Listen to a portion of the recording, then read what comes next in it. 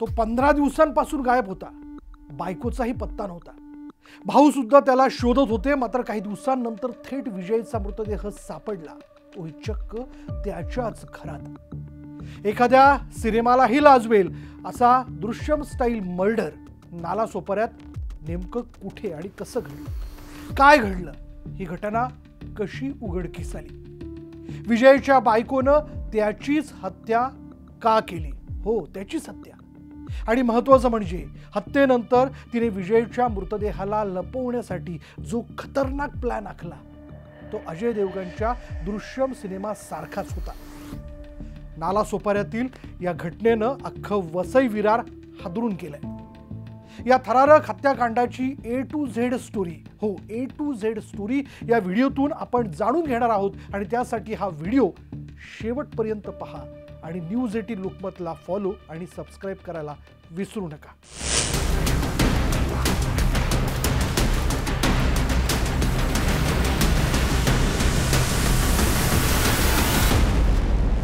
मंडळी, ठिकाण नालासोपाऱ्यातील बिलालपाडा. विजय आणि त्याची बायको कोमल हे दोघेही साई वेलफेअर या सोसायटीत राहायचे.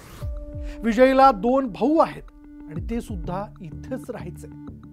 पण त्याच्या भावांना पैशांची गरज होती. त्यामुळे त्यांनी विजयला फोन केला.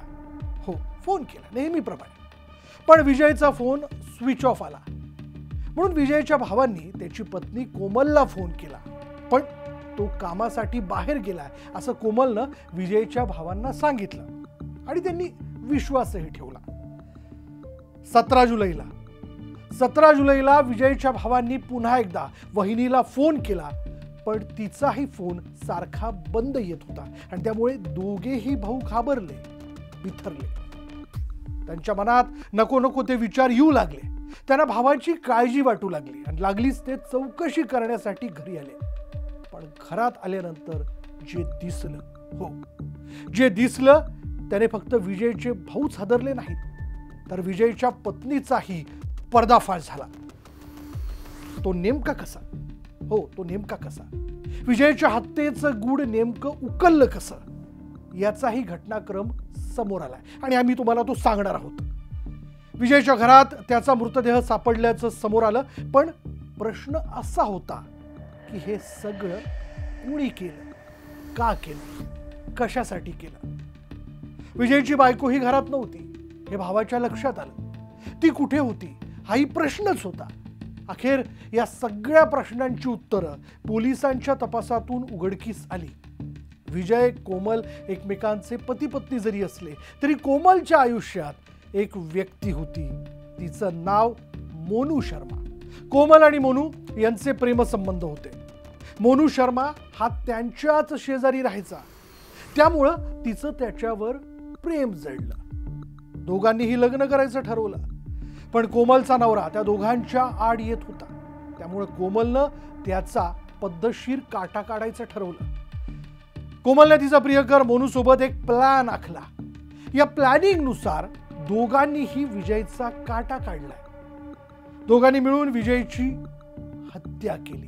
हो, हत्या केली असा आरोप आहे. आणि ही हत्या केल्यानंतर त्याने आणखी खतरनाक पाऊल उचललं. ठरलेल्या प्लॅननुसार कोमलनं शेजारच्यांना तिचा बाथरूम चोकअप झाल्याचं सांगितलं. त्यामुळे खोदकाम करणाऱ्या माणसांना बोलावलंय असं तिनं भासवलं. मात्र ही माणसं कोमलच्या घरात कशासाठी आली होती हे कुणालाच कळलं नाही. आणि त्या माणसांच्या मदतीनं तिनं विजयचा मृतदेह थेट स्वतःच्या घरात, हो त्या माणसांच्या मदतीनं तिनं विजयचा मृतदेह थेट स्वतःच्या घरात स्वतःच्याच लादीखाली जमिनीत काढला. मंडळी, हे घडलंय. त्याच्यावर नंतर पुन्हा तिने लादी बसून घेतली आणि नंतर कोमल आणि मोनू दोघेही फरार झाले. पण मग विजयचा मृतदेह त्याच्या घरातल्या लादीखाली पुरला गेलाय याचं गूढ नेमकं कसं उकललं? खरं तर कोमल आणि तिच्या प्रियकरासोबत ती फरार झाली आणि त्यानंतर तिचा फोन लागत नव्हता. विजयचा फोनही स्विच ऑफ झालेला होता. दोघांचाही फोन लागत नाही म्हणून विजयच्या भावांनी थेट विजयच्या घरी धाव घेतली. पण त्याच्या घरात जाताच, म्हणजे जेव्हा त्यांनी घरात प्रवेश केला त्या क्षणाला त्यांना गलिच्छ असा कुबट वास येऊ लागला. हा वास कसला आहे? कुठून येतोय याचा दोन्ही भावांनी शोध घेतला. जमिनीवरती पाहिल्यानंतर लादीचे रंग वेगवेगळे दिसू लागले होते आणि त्यामुळे त्यांना तिथे संशय आला. त्यांनी त्या लाद्या काढल्या. लाद्या काढता क्षणी त्यांच्या पायाखालची जमीनच सरकली आणि हा धक्कादायक हत्याकांडाचा उलगडा झाला. आपल्या भावाचा छिन्न विछिन्न अवस्थेतील मृतदेह पाहून दोघाही भावांना शॉक बसला, एक मोठा धक्का बसला. ते काय म्हणाले ऐका. मैं 5-10 दिन से ना पता है. मेरे को मालूम पड़ा तब जाके रूम खोल के ताला तोड़ के देखा तो नया टाइल्स लगा था. उसको खुदवाया गया, सब बटोर के गली के आदमी बटोर के सबको दिखाया गया. फिर उसके बाद बॉडी मिली, बॉडी से पड़ा है अंदर में. उसके बाद परसों 3 बजे उसकी औरत भाग गई. मंडळी, विजय सोबत असं नेमकं का घडलं? कोमल आणि तिचा प्रियकर मोनू नक्की कुठे गेले याचा शोध पोलीस घेतात. पण अशा प्रकारच्या घटना आत्ताच का घडतायत? मेघालयला हनीमूनसाठी गेलेल्या राजा रघुवंशी सोबत काय घडलं हे आपल्याला सगळ्यांना माहिती असेलच. राजा रघुवंशी सोबत असं घडणं हे प्रकरण संपूर्ण देशाला हादरवून सोडणार होतं. पण आता सरळ साधा आणि सुखाचा संसार करणाऱ्या विजय सोबतही असाच धक्कादायक प्रकार घडलाय.